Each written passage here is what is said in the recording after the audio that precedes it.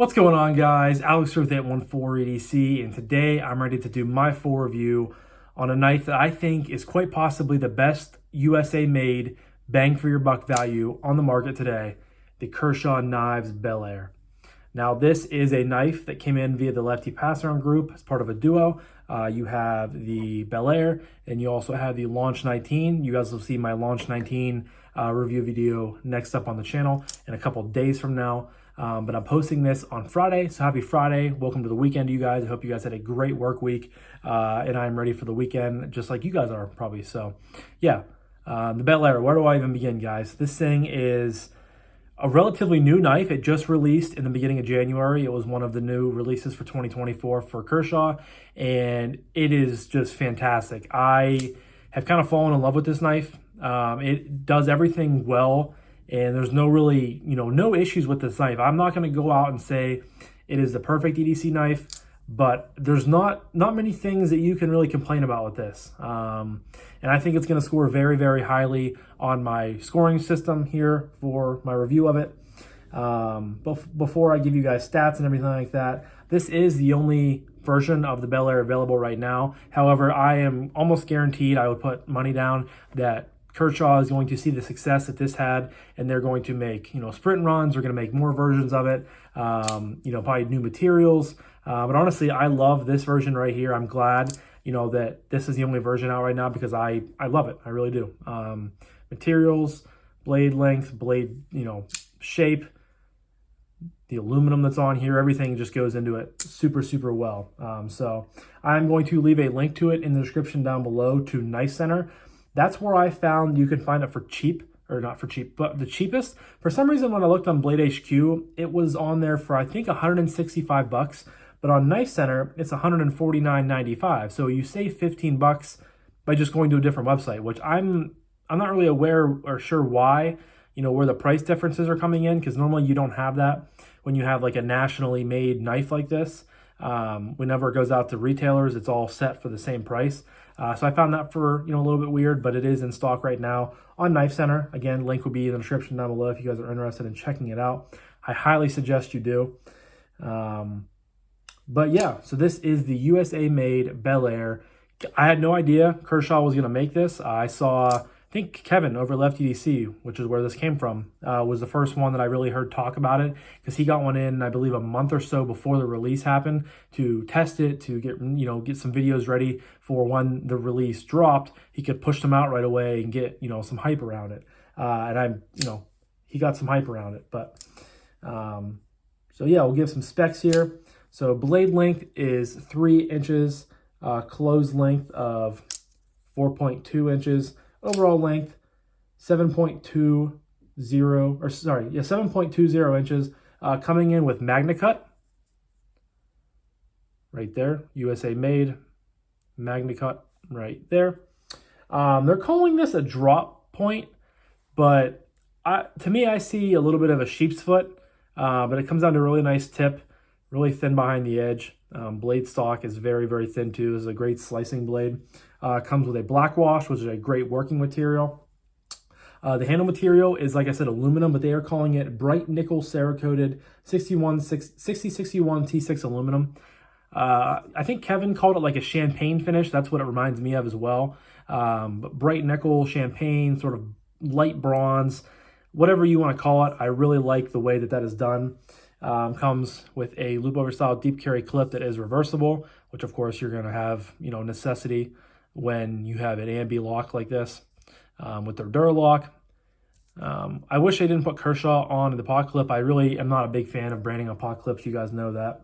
And weight is 2.9 ounces. So a sub 3 ounce knife, is fantastic. This thing is a featherweight. It's very, very easy to carry, easy to handle, just all around a great knife. But has their KVT ball bearing system. It's very, very smooth. Of course, you do get the, the random like double, kind of how the spring catches on Axis style locks. You guys know how it is. But like I said, it is featuring their Duralock system, which they came out with last year, had pretty good success, and now they're carrying it over to a more premium model.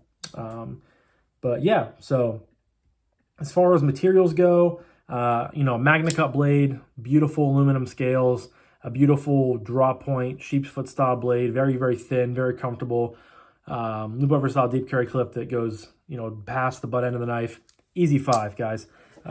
Especially for a USA made knife, especially with the price point, what I'm going to talk about at the end of the review. This thing is fantastic. As for aesthetic, I think this looks really good. Again, I love this blade shape. I'm not considering it a drop point, however they are. I guess I kind of see it a little bit, but it just is more of a, we'll call it a drop foot. Sheep's foot drop point kind of put together. With just a beautiful blade. I love the overall just simple design. I mean, I know you guys are probably going to say it just looks like another bug out. Sure, it does. But the bug out is such a simple design. You're going to have stuff, the bug out was made in what, 2017? So that was 7 years ago. Like the bug out's been made and created and remade in different materials and different, sizes. They have a mini bug out now. It's a simple knife. You're going to get stuff that looks like it, and you're going to have other competitors from Benchmade, see the success that the bug out had, and they're going to want to make stuff similar to that. And I'm not saying Kershaw copied them, because they came out with this 7 years later. So, I don't think it's a copy. It's not a clone. I think this is better than the bug out. I love my bug out. I carry it to work every day. It's served me well the whole time I've had it, but this is a better version of the bug out. It's an aesthetically pleasing, kind of got off on a tangent there, but aesthetically, I love the blade shape, love the blade wash, love that burnt nickel / champagne aluminum. Just a really good looking knife. So again, easy 5. Now for action. Now you have dual thumb studs on this with, of course, the Duralock. Now I think Kevin said he did put stronger springs in here, so this is not how it would be straight from the factory. But the thumb flick comes out very nicely. You guys can see it has some pretty good spring tension. And I know that Duralocks, they can kind of feel a little bit mushy, and that's just the way Duralocks, crossbar locks, Axis style locks, whatever the hell the names are for all the different companies that make them now, they can kind of feel a little bit mushy, but the thumb flick works very well. Middle finger flick flies out of there. The extra springs definitely make it feel good. I can't compare to how the factory springs felt from obviously the factory, but these feel really good. Thumb flick works great. Middle finger flick works great. Pull it back, drops into place. I believe this is on, I don't know if this is on bearings or washers. It did not say. Oh, duh, I said it's KVT. Yeah, so it's on bearings. That was a brain fart on my end. I apologize. But just drops down. No blade play at all. This thing is really, really locked up tight. Of course, you can slow roll it out. You can middle finger flick it again and thumb flick it. Very fun to fidget with. I've played with this thing a ton since I've got it in. And as far as Axis style locks go with dual thumb studs, this is getting a 5 on the action scale. Next up is acoustics.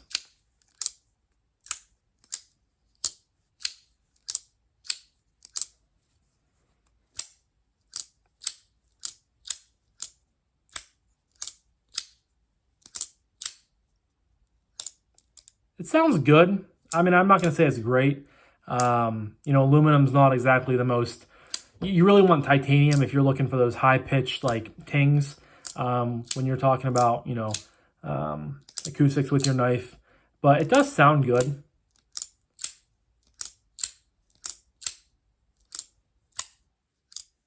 It honestly sounds like the typical Axis style lock knife. So really nothing special. It's good, nothing special, and that's probably going to be what do I do? I'm going to give it a 3.5. Guys, I said in my last review, the acoustics tend to be the lowest rated category of all my reviews so far. That's kind of what I'm finding while I'm doing these reviews. And that's nothing against the knife. It's a personal preference thing. You guys cannot give two shits about the acoustics on your knife, and that could just be, so you got to take everything with a grain of salt, and you always have to remember, a lot of these are getting a 4, 4.5, 5 in their categories. If it has to be pretty bad for me to give it a 3 or 3.5 on the other categories, but that's just kind of where I fall on the acoustics, which I think you guys are kind of picking up on by now. I've done basically 2 months worth of these reviews with my review system. But yeah, so 3.5 I think is fair. Good. It just honestly just sounds like every other sort of, Duralock, Axis style lock, Able lock, that's Hogue's. I just remembered that one. Type of knife. So it's nothing too special, but nothing bad by any means. Next up is ergos. Now the ergos on this knife are fantastic. It's obviously a smaller knife, a 3-inch blade. Let's see here. Yeah, so 3-inch blade, handle length of 4.2 inches. So it's not a huge knife. It's relatively on the smaller side. But choked back, I can get all 4 fingers on the knife very easily. And again, the design is super simple. I mean, you pretty much, coming up from the point right here, from this point to the whole way back is pretty much a straight line. You have a straight line here, and you have a straight line from here up into here with this finger groove. And then you do have sort of a little landing choil up here. You have jimping on the back here, which is really nice for catching your pinky. It kind of like anchors the back part of your grip, which feels really good. A lot of knives that I've handled don't really do that, but I really like that just nice subtle little touch right there that just adds a little extra grip, a little extra protection towards sliding off the knife. But all 4 fingers on there very easily. The pot clip does sit a little proud, so I can feel it. However, it's deep enough, it's like far enough back into my hand or off my hand out of my grip to where it's not really much of an issue at all. And like I say, for most pocket clips, you really aren't going to cause much of a hot spot unless you are just like death gripping this knife. Then you can feel it more so dig into your hand. But yeah, very comfortable. There's, some slight jimping right there. In this grip, your thumb can land right there. Or if you want to push out here, sort of right at the top of the drop right there, if you're going to be doing push cuts through cardboard and need a little extra grip. The aluminum is nicely finished. It just has a nice smooth finish to it. I don't know if that's from the anodization or from, I would assume it would be, but it's nicely finished. Has some contouring, in these areas. Just nice, they're just kind of simple slabs of aluminum, but they feel the hand very, very, very well. They're very comfortable. There's no sharp edges or anything like that. Now you can choke up. So choked back, your normal grip, your pointer finger goes into this groove right here, and the rest of your 3 fingers follow suit, and that's sort of your normal saber grip or hammer grip. You can do both ways. But if you're choking up, your middle finger is going to go here in this groove, your 2 fingers follow suit right there, and then your pointer finger wraps around, and then your thumb can get even farther out here. So this would be a handy grip for doing push cuts, again, through cardboard if you really want to have some great pressure behind it. And again, with this really thin edge and Magna Cut, this thing is just going to be a slicing animal. I mean, look how thin that blade stock is. Very, very thin behind the edge. Just a great cutter for EDC purposes. And choked up, you definitely have to be careful because, the blade is basically right by your finger. So if you were to slide up onto the blade, you're definitely going to cut yourself. So it's just one of those knives where you want to be aware of where you're holding on to and where the edge of the blade is. But it's very, very comfortable. Again, you can switch the pocket clip over to lefty if you're a lefty, so you would have that on the other side of your hand. But again, no complaints at all, guys. 5 out of 5 in the ergos department. It's really comfortable. It's a simple, no frills knife, and you guys know I tend to love those types of knives for EDC purposes. But next up is carry, and I mean, what can I say, guys? It's getting another 5. It's easy to carry. Again, it's sub 3 ounces, coming in at 2.9 ounces. Handle length, close length of 4 inches. It's slim. You have no flipper tab, no jimping sticking out here. So when it's sitting in your pocket, you have nothing to risk, or you have nothing to worry about when you're down there getting chains, chapstick, things that are just floating around in your pocket. When you come up out of your pocket, you have nothing to worry about catching and pulling the knife up out with you. Again, reversible clip, lefty or righty. And this clip works super duper well. It's a short clip, which I love. I honestly feel like that's kind of a little montage to Benchmade, again, with the bug out having the little mini deep carry clip. It's not the same, but it's definitely a shorter clip, which I love. You guys know I hate when pocket clips are, I guess it's the same on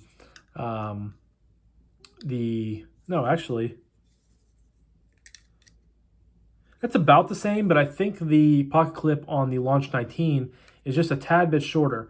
And I honestly wish the Kershaw logo, it is engraved into this one, where here it is like lasered on. I would have loved to have this version of the Kershaw on this one, just because I like the all black, and how if you're gonna put your logo on there, at least put it in all black so it kind of fades in together. That's my one little nitpick, but that's not anything against the carry of the knife, because it carries super well. Again, I mean, it goes well into your pocket. The knife has pretty much disappeared in your pocket, which I love. I've carried this in jeans multiple times. It's been in my pocket in my gym shorts and sweatpants around the house a ton. I mean, this thing has gotten plenty of fidgeting, plenty of carry, not a ton of cutting because it's a pass-around knife and it's Kevin's and, so on and so forth. But this has been, picked out of my knife case to be fidgeted with, to be carried around more times than not. So carry is, again, an easy 5, which I think I already gave 1, 2, 3, 4, 5, 6. 1, 2, 3, 4, 5, 6. Okay, I already wrote it down. But that brings me to my final category of price point and what I recommend this knife / value.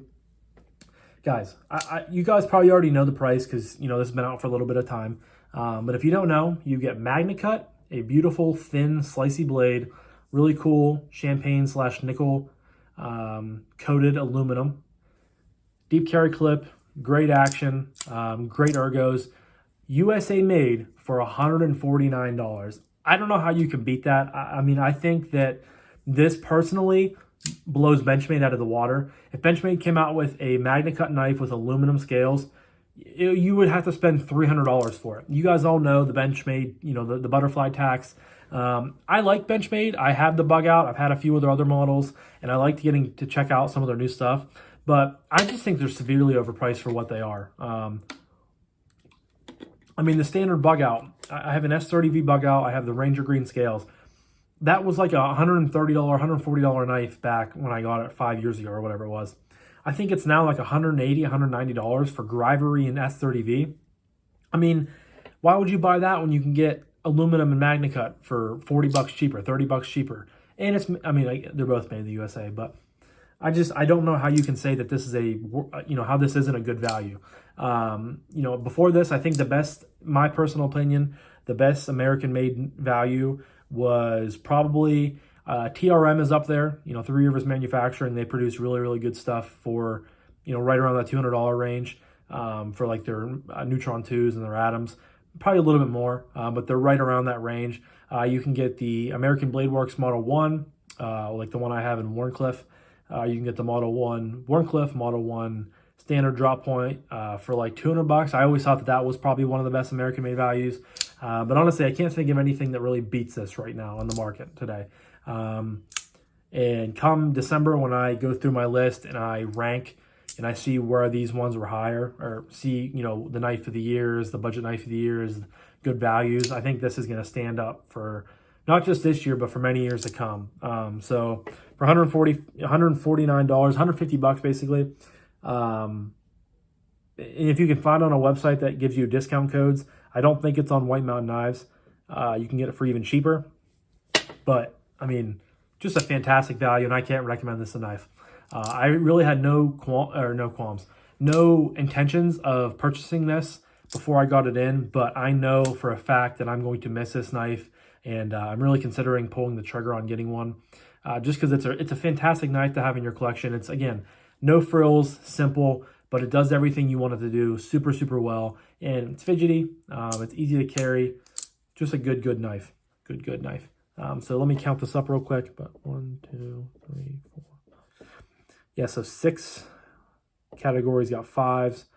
So this is getting a 33.5, which lands in the fantastic category. This is the one of the top 5 or 6 knives I've reviewed so far this year. And really, the only thing that's keeping it from being a perfect knife, which the only perfect knife that I've done so far is the Vosteed Dachshund. And that's, it got 5s in every category because of the titanium and because you had the front flipper and the acoustics were on point. The only thing that keeps this from being a perfect knife, excuse me, is the fact that it doesn't make fantastic sounds. But in every other shape of the word perfect, this thing fits the bill.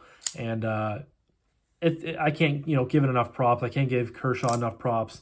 I can't wait to see what they come out with next following the success of this one. But yeah, so this was my full review. I feel like I've given you guys basically 20 minutes of my thoughts and opinions on this knife. But this was my full review of the Kershaw Bel-Air, a fantastic value arguably the best American-made value on the market today.